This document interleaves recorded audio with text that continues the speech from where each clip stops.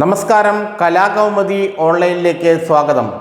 നിലമ്പൂരിൽ ത്രികോണ മത്സരമുണ്ടായാൽ ആർക്കായിരിക്കും നേട്ടം? UDFന് ഭയം ആ ത്രികോണ മത്സരം ഇടതുമുന്നണിക്ക് നേട്ടമുണ്ടാക്കും എന്ന സൂചനകൾ ലഭിക്കുമ്പോഴാണ്. ത്രികോണ മത്സരത്തെ നിലമ്പൂരിൽ UDF ഭയക്കുന്നുണ്ടായിരുന്നു. PV അൻവറിൻ്റെ പിന്തുണ ലഭിക്കുകയാണെങ്കിൽ അപ്പുറത്ത് CPM സ്ഥാനാർത്ഥി ആര് വന്നാലും കയറിപ്പോരാമെന്നുള്ള പ്രതീക്ഷയായിരുന്നു UDFന്. എന്നാൽ BJP സ്ഥാനാർത്ഥിയെ നിർത്താതിരിക്കുകയും PV അൻവർ മത്സര രംഗത്ത് ഇറങ്ങുകയും ചെയ്താൽ UDF സ്ഥാനാർത്ഥി ആര്യാടൻ ഷൗക്കത്തിന് ജയിച്ചു കയറുക അത്ര എളുപ്പമല്ല. ഇത് UDF മനസ്സിലാക്കിയിട്ടുണ്ട്, പ്രത്യേകിച്ച് മുസ്ലിം ലീഗ് മനസ്സിലാക്കിയിട്ടുണ്ട്. അതുകൊണ്ടാണ് PV അൻവറെ UDFിലേക്ക് കൊണ്ടുവരാനും UDF സ്ഥാനാർത്ഥിക്ക് പിന്തുണ പ്രഖ്യാപിക്കാനും അവസാന നിമിഷം വരെ ലീഗ് നേതൃത്വം ശ്രമിച്ചത്. എന്നാൽ VD സതീശൻ അത് അട്ടിമറിച്ചത് കൊണ്ട് മാത്രമാണ് നടക്കാതെ പോയത്. ആര്യാടൻ ഷൗക്കത്ത് വിജയിക്കണമെങ്കിൽ അവിടെ CPM UDF അല്ലെങ്കിൽ CPM കോൺഗ്രസ് നേരിട്ടുള്ള മത്സരം വരണം. BJPക്ക് 8000-ൽ പരം വോട്ടുകൾ മാത്രമേ ഉള്ളൂ. അതുകൊണ്ട് അവർ മത്സരിക്കുമ്പോൾ അല്ലെങ്കിൽ അവർ മത്സരിച്ചാലും ഇല്ലെങ്കിലും UDF LDF നേരിട്ടുള്ള മത്സരമാണെങ്കിൽ UDFന് അവിടെ ജയിക്കാനുള്ള വോട്ടുകൾ ഉണ്ടാകുമായിരുന്നു. എന്നാൽ PV അൻവർ മത്സര രംഗത്തിറങ്ങുകയാണെങ്കിൽ അദ്ദേഹം മത്സരിക്കുന്നില്ല എന്നൊക്കെയാണ് ഇപ്പോൾ പറയുന്നതെങ്കിലും അദ്ദേഹം സ്ഥാനാർത്ഥിയായി പത്രിക കൊടുക്കാനുള്ള എല്ലാ സാധ്യതകളും കാണുന്നുണ്ട്. ജനങ്ങൾ നിർബന്ധിക്കുന്നു, അതുകൊണ്ട് താൻ മത്സരിക്കുമെന്നുള്ള സൂചനയാണ് അദ്ദേഹം ഇപ്പോൾ നൽകുന്നത്.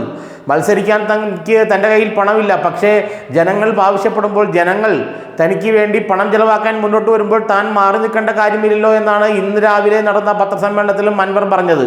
അത് അൻവറിൻ്റെ ഒരു തന്ത്രമാണ്.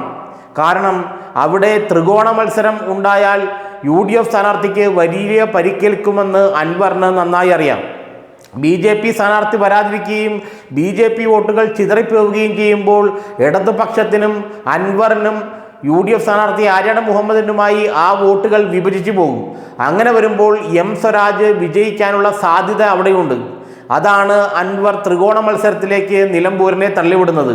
താൻ മത്സരിക്കാനില്ല എന്ന് ആദ്യമേ പ്രഖ്യാപിക്കുകയും എന്നാൽ മത്സരിക്കാൻ ആഗ്രഹമുണ്ട്, ജനങ്ങൾ തന്നെ അതിന് നിർബന്ധിക്കുന്നു, തൻ്റെ കയ്യിൽ പണമില്ലാത്തത് കൊണ്ടാണ് മത്സരിക്കാത്തത് എന്ന നിലപാടാണ് അൻവർ ഇന്നെടുത്തത്.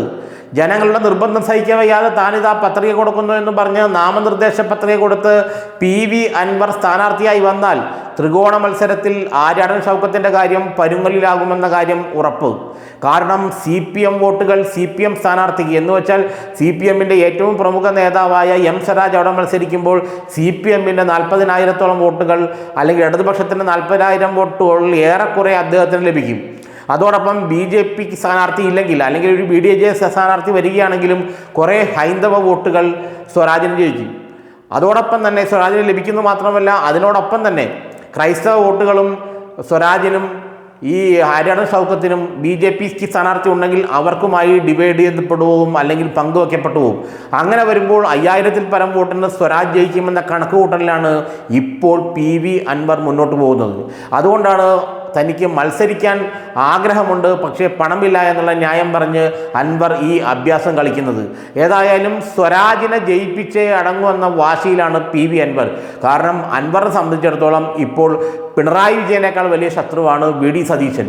VD സതീശൻ്റെ പതനം കാണുക എന്നതാണ് ഇപ്പോൾ അൻവറിൻ്റെ ലക്ഷ്യം എന്നതുകൊണ്ട് തന്നെ M സ്വരാജിനെ വിജയിപ്പിക്കുന്ന തരത്തിലുള്ള രാഷ്ട്രീയ നിലപാടായിരിക്കും ഇനി PV അൻവർ അവിടെ നിലമ്പൂരിൽ കൈക്കൊള്ളുക എന്ന കാര്യം വ്യക്തമായി കഴിഞ്ഞു.